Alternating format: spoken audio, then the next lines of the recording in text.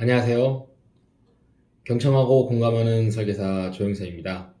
여러분께서 혹시 소개팅 해보신 경험이 있으신가요? 길을 가거나 우리 일상생활에서는 정말 수많은 이성들을 마주칩니다. 하지만 대부분 연애나 결혼을 위해서 상대 이성을 만날 땐 지인으로부터 소개를 받고 연애나 결혼을 하곤 하죠. 물론 일부 매우 용기 있는 분들은 길에서 마주친 분에게 말을 걸어서 대시를 하기도 합니다. 여러분은 어떠신가요? 오늘은 설계사를 이제 막 시작하셨거나 일이 힘들다고 느끼시는 분들이 왜 소개 요청을 절실하게 해야 하는지, 그리고 고객의 입장에서는 내 담당 설계사가 오래 근무하기를 바란다면 소개를 해주는 것이 얼마나 큰 도움을 주는 것인지를 알려드리고자 합니다. 그럼 시작하겠습니다.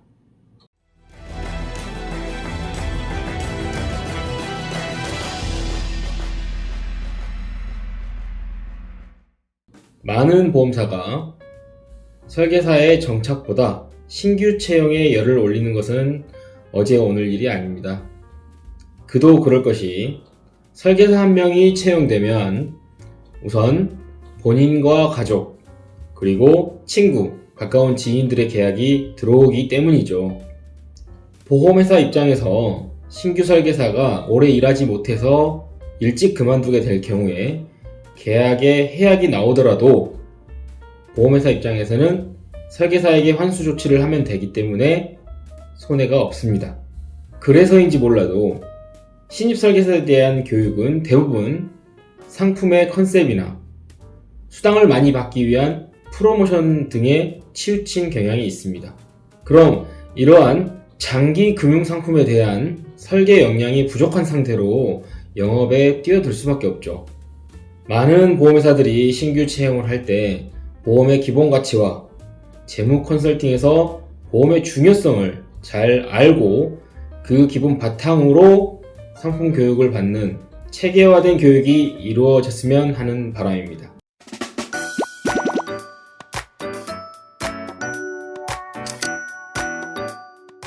다시 본론으로 들어와서 왜 설계사에게 소개가 정말 필요한지 말씀드리도록 하겠습니다. 보험 세일즈는 무형의 상품을 판매하는 것이고 이 판매에는 신뢰가 가장 큰 바탕이 되기 때문입니다. 만약에 식당을 운영하시는 분이라면 간판이나 전단지를 통해서 시각화된 홍보를 할 수 있습니다. 또 어떤 제품을 판매하는 영업사원이라면 그 제품에 대한 카탈로그나 샘플을 들고 다니면서 홍보를 할 수 있겠죠. 그렇게 직접 물건을 보여주면서 니즈를 환기시킬 수가 있습니다. 가령 전자제품 매장에 갔을 때 세일즈 담당자가 여러분에게 어떤 상품을 가리키면서 이 상품이야말로 고객님께 가장 잘 맞는 상품인 것 같아 추천드립니다.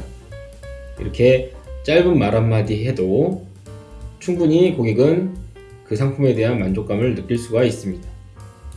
하지만 보험은 보여드릴 수가 없습니다.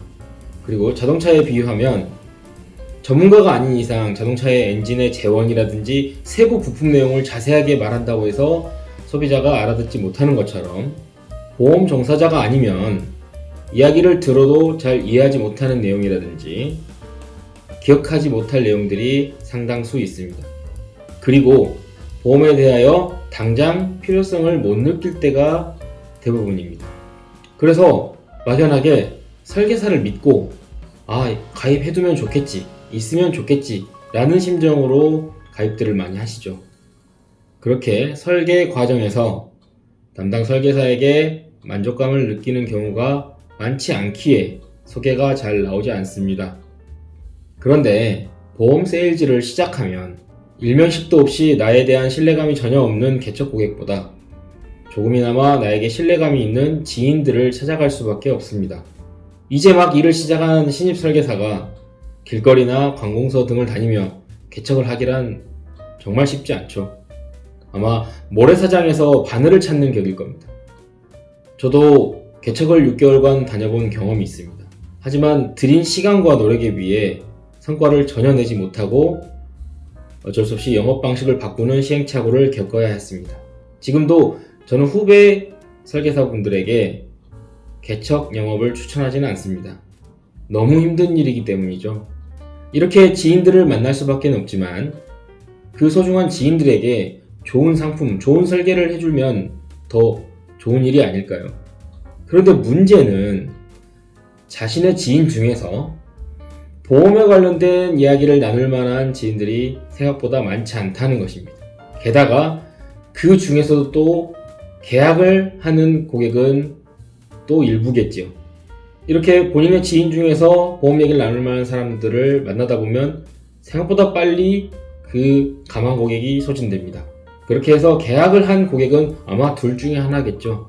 계약이 탐탁치는 않지만 관계성 때문에 울며 겨자 먹기 식으로 계약을 하는 경우, 그리고 평소에 신뢰가 있기 때문에 흔쾌하게 계약을 해주는 경우, 이렇게 계약을 할 만한 사람들을 모두 만나고 나면 추가적으로 이제 소개를 받지 않는 이상 더 이상 만날 사람이 없게 됩니다.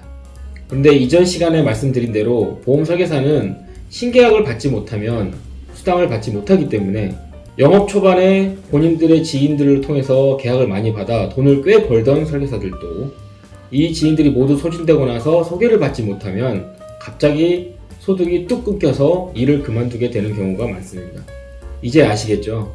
설계사의 입장에서는 나와 보험 이야기를 나누고 계약을 하는 소중한 사람들에게 절실하고 적극적으로 소개 요청을 해야만 합니다. 그리고 소비자의 입장에서는 내 담당 설계사에 대해서 신뢰감이 있고 이 설계사가 오래 일하기를 바란다면 이 설계사가 보험 얘기를 나눌 수 있는 좋은 분들을 만나기만 해주시면 됩니다. 설계사는 상담을 많이 하고 거절을 많이 당할수록 성공하고 롱런할 수 있습니다. 이게 무슨 말이지? 거절을 많이 당하는데 어떻게 롱런을 할 수 있다는 거지? 라고 하시겠지만 거절을 많이 당한다는 것은 거절을 많이 감수한다는 것이고 그래야지만이 상담에 대한 능력과 본인의 세일즈 노하우가 점점 쌓여갑니다. 거절을 당하지 않겠다는 것은 일을 열심히 하지 않겠다는 것과 같은 말입니다. 이는 비단 보험 영업뿐만 아니라 거의 모든 영업에 적용되는 부분이 아닐까 생각합니다. 그리고 개척 고객보다 소개 고객이 나에 대한 신뢰도가 훨씬 더 높습니다. 가령 제가 길을 가다가 낯선 분에게 말을 걸면서 저기 제가 중요한 말씀을 드리고 싶은데 잠시 시간 내주실 수 있겠습니까? 라고 한다면 선뜻 따라 나설 사람은 거의 없겠죠. 하지만 제 지인이 다른 지인에게 여기 믿을만한 친구니까 한번 얘기 나눠봐.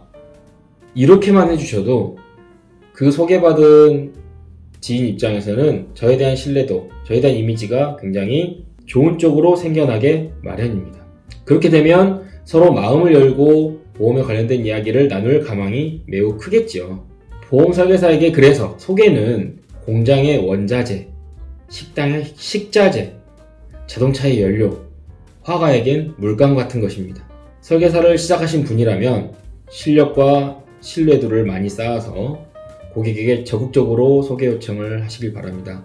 그리고 보험 소비자분들께서는 이렇게 신뢰 가는 설계사가 소개 요청을 했을 때 부담을 느끼시기보다 이야기 나눌 좋은 분들 만나게만 해주시면 아주 큰 도움이 된다는 것을 알아주셨으면 좋겠습니다. 이번 시간엔 왜 그토록 제가 소개를 바랐는지에 대해 말씀을 드렸습니다. 이 시간을 빌어서 저에게 소개를 해주신 그 모든 고객님들께 정말 진심으로 감사드립니다. 그리고 시청해주신 모든 분들께도 진심으로 감사드립니다. 건강하고 행복하세요.